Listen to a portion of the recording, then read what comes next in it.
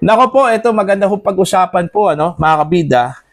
Almost half of the Filipino people po, sa buong Pilipinas, mga kabida, ang naniniwala po, na hindi ho guilty si Sara Duterte, dito ho sa kanyang kinakaharap na impeachment trial po, diyan po sa Senate Impeachment Court, Sa isang survey mula mismo sa Pulso Intelligence Lab Incorporated, Okay, lumabas po mga kabida na 49% ng mga Pilipino po, almost half ang naniniwala po, na inosente po ito kung si Vice President Sara Duterte, mga kabida. Okay, eto, babasahin ko muna. Nearly half of Filipinos surveyed by Pulso Intelligence Lab Incorporated said they would find Vice President Sara Duterte not guilty in an impeachment trial, while Senate President Francis Cheese Escudero received the highest public rating among 21 senator judges, covered by the research firm's first weekly scorecard. Ayan. Pulso Intelligence August 18, 2026 Public Opinion Report found 49% of respondents would vote not guilty if the decision of Duterte's impeachment were theirs. Ibig sabihin, kung sila po ang tatanungin, mga kabida, inosente po ito kung si Vice President Sara Duterte, compared with 34% who would vote guilty and 17% who were neutral, putting acquittal sentiments 15 percentage points ahead of the conviction sentiment, mga kabida, po. Okay?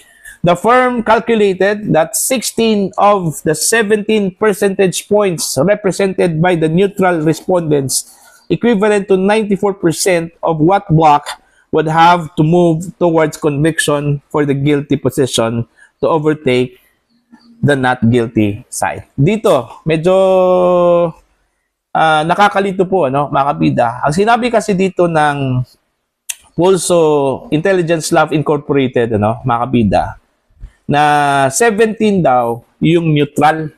Okay? Dito ho sa survey po nila, mga kabida, meron hong 17% na neutral. Kaso lang po, dito sa 17, 16 of it daw, mga kabida, ay pupunta daw doon ho sa conviction. Paano nangyari yon? Neutral na nga eh. Tapos pupunta doon ho sa conviction. Diba? Nakakalito din, mga kabida. Pero ang importante ho dito, sa survey po ng Pulso Intelligence Lab Incorporated, 49% mga kabida ng mga Pilipino sa buong Pilipinas naniniwala ho na inosente ito kung si Vice President Sara Duterte. Okay? At 34% lang po, mga kabida, ang nagsasabi na guilty ito kung si Vice President Sara Duterte. Po? Ang crucial kasi dito, mga kabida, ito kung 17. Okay? Sinasabi ho na neutral.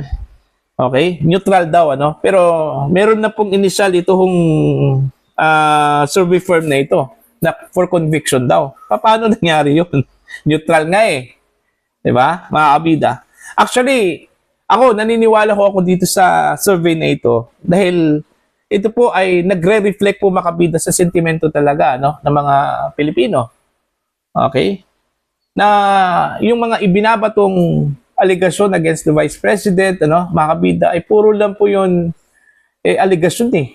Kumbaga politically motivated lang po, mga kabida. Ang purpose is to prevent the Vice President from running, sa 2028 presidential elections, Yun yung goal talaga. Sa impeachment trial ni Sara Duterte, mga kabida, ang goal talaga dito is to prevent her from running. Kasi takot na takot ho sila, mga kabida, na baka maging presidente ito ng Pilipinas,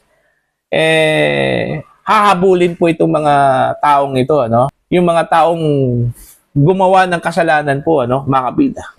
Okay? Dahil takot na takot itong mga taong ito mga kabida, na baka kapag maging presidente po ng Pilipinas, ito kung si Sara Duterte, hahabulin po ito, Okay? Itong mga taong ito, mga kabida, di ba? Yun yung the reason behind kung bakit nagkaroon po ng impeachment trial po, mga kabida, dyan po sa Senate. Hindi dahil ho sa accountability na sinasabi ho nila eh. Kasi unang-una, wala naman po talagang ebidensya, Direct ang ebidensya against the Vice President, mga kabida. Yung sinasabi ho nila, ano, mga kabida, na maling paggamit daw, ano, ng Vice Presidente ng kanyang confidential funds, ano, okay, against dun ho sa guidelines ng Commission on Audit, kung tutuusin, ang pera na yon ay hindi naman po ibinulsa po ng Vice Presidente, ano, mga kabida. Malinaw naman po dun ho sa testimonya po ng mga testigo na ang pera ay napunta dun ho sa pambili po ng gamot, pagkain, para po sa mga Pilipino. At hindi ho ibinulsa po ng Vice Presidente, ano? Now, ang tanong, yung hindi ho naayon ho sa guidelines ng COA sa paggamit po ng confidential funds ni Vice President Sara Duterte, ay may tuturing ba yun na impeachable offense, ano, mga kabida? May tuturing ba yun na betrayal of public trust? Paano ho nagkaroon po ng betrayal of public trust? Kung ang pera na ginamit po, mga kabida, okay, mula sa confidential funds ay napunta sa mga tao. Diba? Oh. So, itong survey na lumabas mula mismo sa Pulso Intelligence Lab Incorporated, naniniwala po ako na ito po ang totoong reflection po, ano, ng damdamin ng mga Pilipino, mga kabida. Okay? Kasi kung titingnan natin yung mga surveys, ano, regardless kung ito ba ay presidential preference survey, trust rating, performance at saka satisfaction ratings, ano, mga kabida. Iisa lang po ang sinasabi po doon Sara Duterte, ano, mga kabida, ano po. Diba? Sara Duterte lang. Kasi kung hindi po totoo yung sentimento po, mga kabida, na inosente si Sara Duterte, sana paiba-iba po yung resulta po ng mga surveys, ano? Mantakin nyo itong mga survey firms na ito. Iba-iba ito ano, mga kabida. Hindi po iisang survey firm lang po ang nagsasabi, ano, mga kabida, na eto, si Sara Duterte, angat si Sara Duterte, ano po. Diba? Marami po sila. Oh. See? So ito, magandang balita po ito, ano, mga kabida, para ho sa mga taga-suporta po ni Vice President Sara Duterte, ano po, na almost half of the Filipino people, ano, naniniwala po, mga kabida, na inosente talaga itong si VP Sara sa mga aligasyong ibinabato po laban po sa kanya, ano po, mga kabida, di ba? See? So, kukwestiyonin naman po ito ng mga kalaban, na baka po nabayaran itong Pulso Intelligence Lab Incorporated, ano, mga kabida. Actually, ang nag-publish dito, mga kabida, ano po, no? Rappler. Nakuha ko po ito sa Rappler, ano, mga kabida. Itong survey ng Pulso Intelligence Lab Incorporated. Okay? So, ibig sabihin po, mga kabida, naniniwala ho ang Rappler ho dito. So, abangan po natin, ano, mga kabida, ang mga susunod na mga pangyayari po, ano, since nasa day 18 ang impeachment trial po ni Vice President Sara Duterte, at ang sabi nga baka daw aabutin po ng mid-February 2027 po, ano, ito hong trial po ni Vice President Sara Duterte, ano po. Kung magkaganon, papabor po ito, ano, sa Vice Presidente, mga kabida, ano po. Okay? Kung sakali man po, aabutin po ito sa 2027. Dahil ang 2027 po, mga bida, ay election year na po yan. May tuturing na po yan na election year.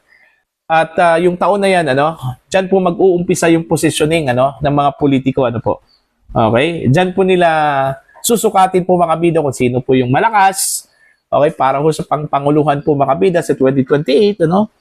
Alright? At kung masusustain lang po ni Sara Duterte yung kanyang lead dito ho sa presidential preference, mga kabida, ano po, sigurado po ako, ano, na itong mga senador na ito, hindi ho ito mag-aalangan po, ano, na i-acquit ito hong si Vice President Sara Duterte, mga kabida, no?